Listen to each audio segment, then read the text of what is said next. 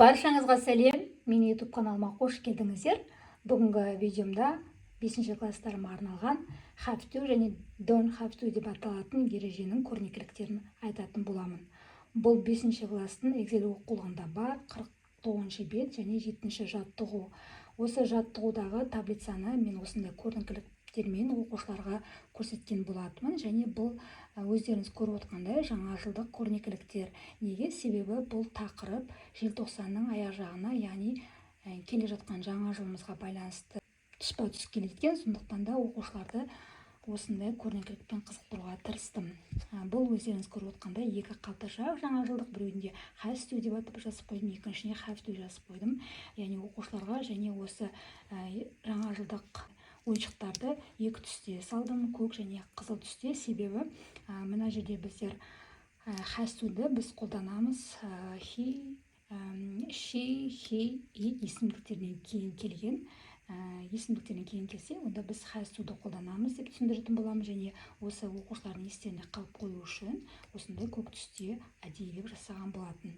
Одан кейін бізде I, you, we, they деген есімдіктерімізден кейін біз have to-ды қолданамыз деп оқушыларға айтып өтемін, және бұлардың барлық қызыл түсте осындай екі түстің ерекшелігін оқушылар көре отырып және оқушылардың есінде қалады. Оқушылар бұл ережені өте жақсы қабылдады.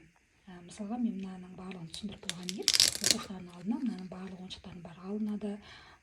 Партада отырған оқушыларымды немесе олар тақтаға шақырып осы ойыншықтарды бір-бірлеп қолдарына беремін қалада.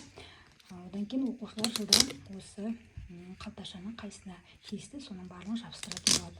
Егер де оқушы өзі шатаспай жабыстырған болса, онда ол ережені жақсы түсінген деп ойлаймын. Одан кейін бізде оның сұраулы және болмыс түрі бар ғой, оны мен осындай әдемі көрнекіліктермен жасап қойдым. Тағы да бұның барлығы да алынады. Жақсы түсінді және осындай көрнекілікті, әдемі көрнекілікті ұстап, оны өз қолдарымен жабыстыру арқылы сабағым өз мақсатына жетті. Оқушыларға көрнекілігімде жасаған жұмысымда қатты ұнаған болатын. Сондықтан да осы YouTube каналыма салуды жөн көрдім. Пікірлеріңізді жазып кеттіңіздер, жақсы пікірлеріңізді. Себебі бұның барлығы үлкен еңбек, бұның барлығын өзім қолдан жасаған болатын. Барлығын жинақтап, одан кейін оны осындай ламинаттан өткізіп, оның барлығын қиып, жабыстырма салып, оның барлығы үлкен жұмыс мұғалім үшін.